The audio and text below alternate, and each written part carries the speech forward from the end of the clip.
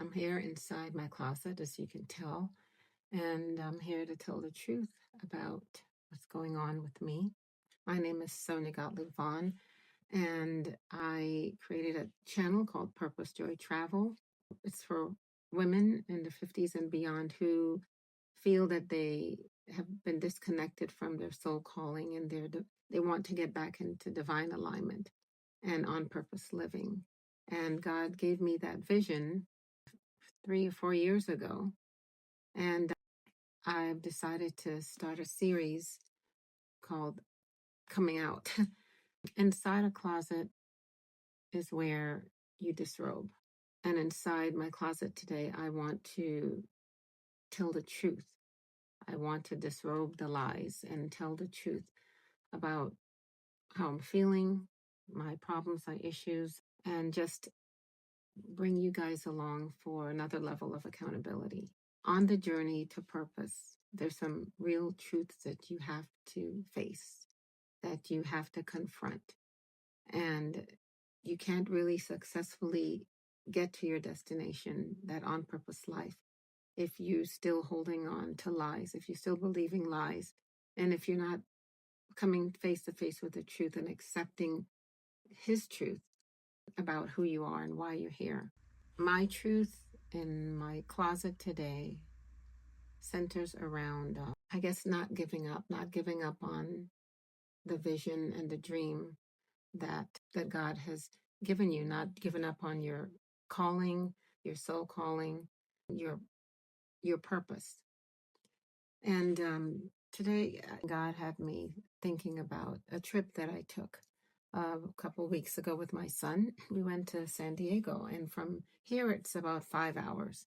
And I didn't really want to go, but I said, why not? Nice getaway. And because I know that at least we'll experience good weather and the beaches and the scenery. And I said, okay, let's go. So we rented a car, we packed up 5 hours. But we weren't thinking about the drive. Our eyes were focused, our minds were focused on the destination, the end goal. We packed up everything. We took some food and snacks. We had a wonderful time in the car. Going there, we sang, we talked, we looked at sceneries, we experienced the mountains. It was a beautiful experience, and there was joy in our souls. We were not focused on the time that it took, that it was taking to get there. Did we get into some traffic? Yes. But we eventually got there. The anticipation, the energy, the excitement in our end goal was palpable. When I think about that purpose, joy, destination where I'm going to be fruitful, flourishing, flowing, fulfilled, and free, I just get joy. When I'm working on the channel, when I'm posting, when I am creating content, it's a joyous experience. I don't think about anything. And after moving to this new location here, a month after, I lost my mom, tragically and senselessly, to a drunk driver. And that floored me. I stopped everything. No longer was I focusing on the end goal. I just sank into depression, into grief, into sorrow. Couldn't understand why. And in coming inside this closet and talking to God and facing and letting Him know, venting and crying out and getting angry and expressing all these multitude of emotions, after all that, I had to pause and I had to stop, and God spoke to me and He said, the same energy, excitement, and anticipation you experienced when you were thinking about that destination. He wants me to refocus. He wants me to think about that. On the road, I've realized, and He's told me on the road to purpose, it's not a straight line. There's some mountains, there's some valleys, deep valleys. There's sunshine, there's rain. There's bumps, there's bruises. Sometimes there's pain. But He wants me to refocus on the destination. I picked myself up and I started to try, get into creating content and trying to be consistent with that, which I haven't. But I am beginning to just put that view, the view of where I'm going to end up, the view of fulfilling a dream, completing a divine assignment that God has given me that will impact others, that will bless others, that will develop myself, that will benefit others, is what God wants me to do. And I have decided to just acquiesce. I'm going to get back on the road. And this time, I'm not going to look at the distractions, the traffic, the stop and goes, the losses, the lacks. I'm going to ask God to keep me focused on the end goal. He also gave me a story, reminded me of a story in the Bible about when he and his disciples went out in the sea and the waves were crashing and the wind was blowing. It was a terrible storm. The boat was rocking to and fro. But where was Jesus? Jesus was in the bottom of the boat, asleep. His disciples were battling on top, being tossed to and fro.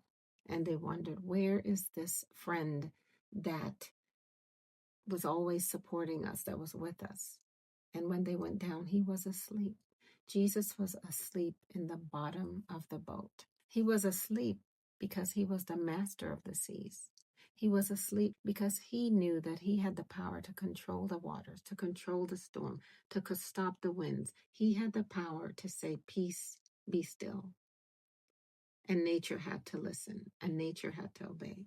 And when I think of that, I realize that there's some times that we're going to be in a storm, but we should always remember that Jesus is in the bottom of our boat. He's in the bottom of our problems. He's at the bottom of our boat, knowing what he can do to solve the problems, to provide for the lack, to heal when there's a need to heal, to take care of the issues that is weighing you down. He is in the bottom of your boat. He's asleep because he wants you to rest. He wants you to remember that he can control the storms in your life. And I want to leave you guys with that vision, with that visual of Jesus being in your boat. He might not feel like he's there. You might still feel the rocking. You might still experience the loss that I'm experiencing, the grief that I'm experiencing, the hurt and the pain. But he wants me to lift my head up and know that he's in my boat, and he has a purpose for my life. He has a purpose for your life.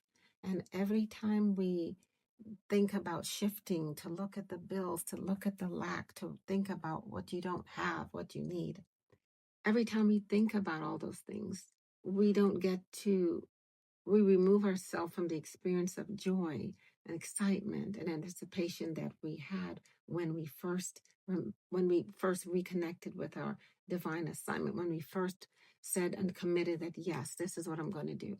And I want God to help me on this journey to remember that he's in my boat despite whatever happens. And he's on your boat as well. He's in your boat as well. So in wrapping things up, in conclusion, I want today to come out of my closet knowing his truth about him, Jesus, God, being in control of everything, and that all I have to do is rely and rest in him and rest in that fact. And I want to come out of my closet believing and knowing that truth so that I can continue on my journey, continue posting, continue creating content, continue doing what God has assigned me to do. Thank you so much for watching. Please like, comment, and share this video with a friend who might need this type of encouragement in the season of life that they're in. And remember to hit the notification bell so that you can continue to receive more closet diary moments like this one. And I will see you on the better side, your purpose, joy life. Thanks for watching. Subscribe to our channel for more on-purpose living and motivational messages.